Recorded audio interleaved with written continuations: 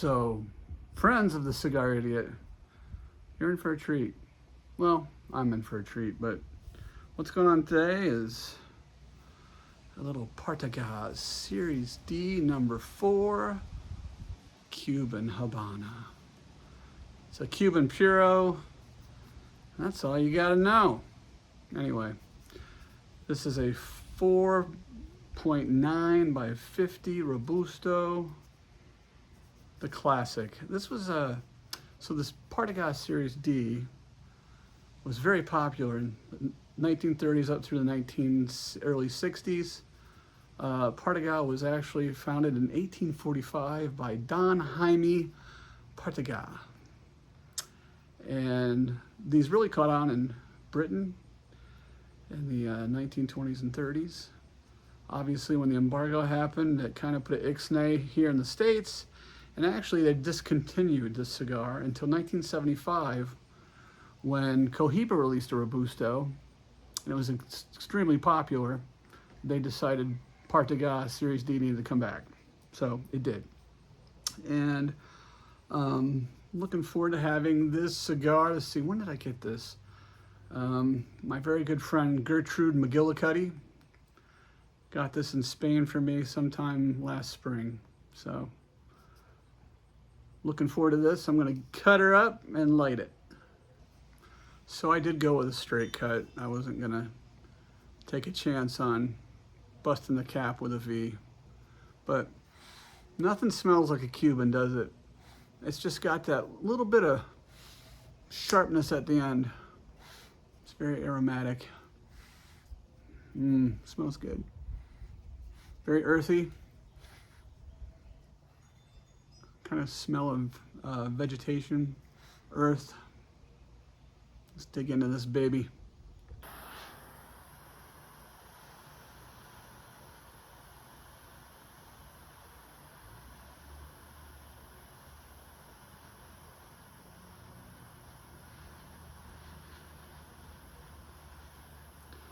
The relative humidity at the foot end, the cap was 61%. I had it in my dry box just one evening, about probably 12 hours, 18 hours ago.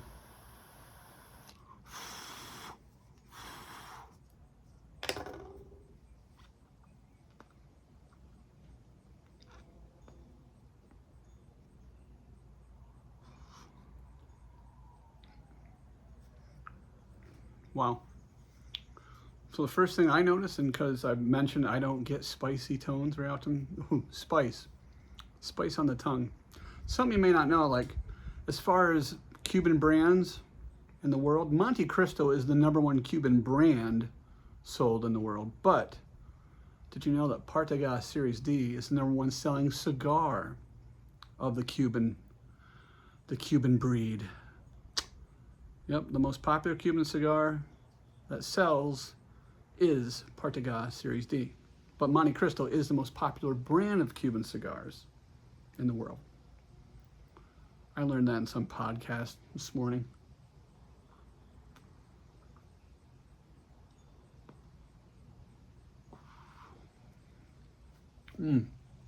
So this is definitely bolder than the Monte Cristo I had a few months ago.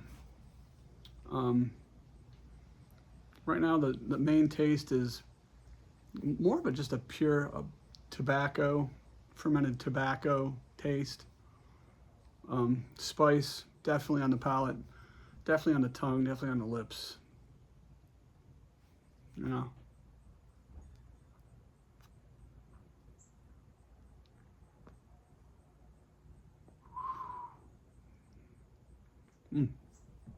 All right.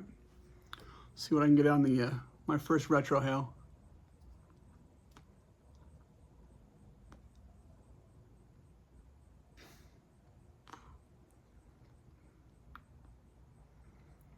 Earthy tones, more of an earthy tone. No spice on my sinuses. Deep cedar, tasting a real heavy amount of cedar. Like it's a good bitterness that comes with your heavy cedar tasting cigars. So that's what I'm getting right now. This Partagas Series D, it's drawing pretty good. I could use a little more ease of the pull, but it's not bad, and I really cut this kind of shallow. I did not want to go too deep. I just want to really try and keep the integrity of this great cigar from Cuba. Very nice, handsome looking wrapper. It's a little darker than I had with the Monte Cristo Habano, but still lovely. I would say the notes haven't changed. Still getting that earthy, even a dark coffee taste. But what's really interesting, any of you have watched my channel prior when I did the my little review, which was kind of a joke, but my little review of Foundation Tabernacle, you know, the inside of my mouth kind of got tingly, and I will say the inside of my mouth is a little tingly on my tongue and my cheeks, which I found that happened when I had the Tabernacle, Foundation's Tabernacle. Kind of the same thing, but obviously this isn't as bold, it's not as strong as that particular cigar, but it's got a very nice, pleasing flavor. I would say let's do one more right here.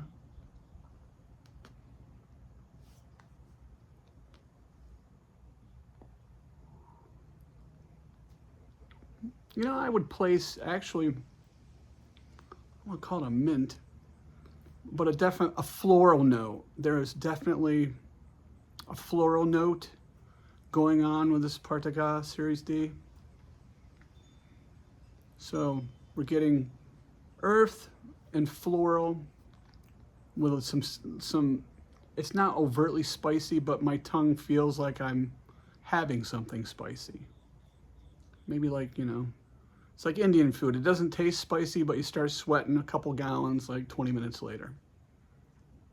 I don't know if that's a good analogy or not. And I gotta say, flavor is medium, but right now the strength of the cigar is a little, it's kind of not, it's stronger than the Monte Cristo. I'm getting a little like, you know, flighty. I'm feeling a little lightheaded. Not, by no means am I getting cigar sickness, but I'm gonna have to pace myself, I can already tell. The last light wrapper cigar that kind of got me was a Padron Damaso. That got me good. That got me quick too. This is not anywhere near that, but we're gonna have to be careful. So if you're getting ready to have your first Cuban cigar, the number one thing I would tell you is obviously dry box it. The second thing I would tell you is the day that you're gonna have your Cuban cigar, don't smoke anything prior to. Try not even, get a little something on your stomach, but don't ruin your palate that day. Third thing is, if it's your first one and you're gonna pair it, I wouldn't pair it with anything more than water. Really enjoy the flavors that a Cuban cigar has to offer. You know, they're not easy to get. You're gonna do a lot of finagling. You know, if you have somebody you know that's in Europe, and you text them, maybe they can get you one, but they're taking a chance, right? But anyway, savor it, but save your palate that day. Water, and just don't smoke anything. Even take a day off, maybe the day before you smoke it. Just have a really good, fresh palate. You can see a pretty good looking ash. It's burning a little uneven. I think it'll fix itself, but pretty happy. Funny story. You know, a couple weeks ago I was having really, really poor luck with draw on my cigars. Having to use my draw tool a lot. It was just such a drag. This week, I think 3 nights in a row when I've been doing these reviews, I've had the ash fall on my lap or my shirt. And you just never know. So I'm kind of worried. Might have to ash this. It's not that bad, but you know, PTSD. And anybody out there, correct me if I'm wrong, but I believe the Partagas Series D is one of Michael Jordan's favorite cigars, Habana. I believe. He likes several, I know, but I'm pretty sure this is one that he really adores. Correct me, all you fact checker nerds, let me know.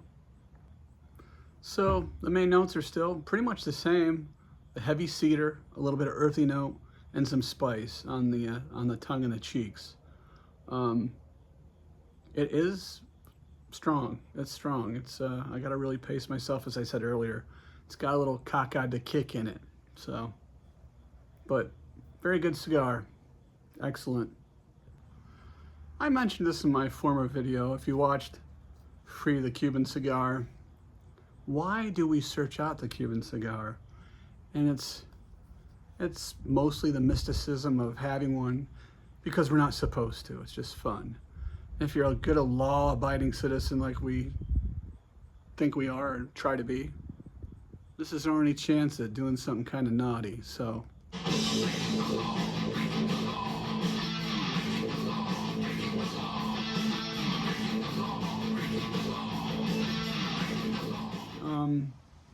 the finish is pretty long. It lingers pretty good. It's very pleasant, heavy cedar, earthy tones kind of knocked back a notch. Still getting that floral tone, and the spice is a little less than what it was previously. Still banging away with the bitter cedar note, little floral, maybe even, I don't know, like a sour note of, I don't know, I don't want to say lemon, but like a citrus, but more towards the lemon and not an orange.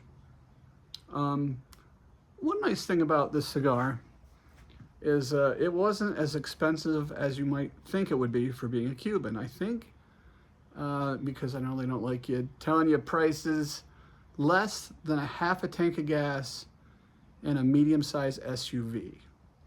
Okay, that's about, or 2 blocks of aged bricks of cheddar cheese. Okay, I'm big into cheese, so I know how much that costs, but cheese costs about 10 bucks a block if you buy the good stuff, right? So 2. I didn't say the price either, YouTube, bite it. All right, so I'm just gonna say the Series D Partagas number 4 Habana had great continuity. It was very linear, but it was enjoyable the whole way through. It started out with that spice, a little earth, cedar, stuck with most of that tone through past halfway point. The earthiness kind of died down. A lot of the cedar, the bitterness of a good cedar coming through. We got a little bit of a kind of an odd lemon note, but you know what's important is this time I had with this Cuban cigar. I mean, it did take somebody a little effort to get it to me, and I appreciate that. But next time I have a Cuban, you know, the way I'd like it to be is surrounded by other friends, smoking Cubans. I probably would pair this with a nice rye whiskey myself, probably a Whistle Pig 10 or 12 year, and just enjoy myself.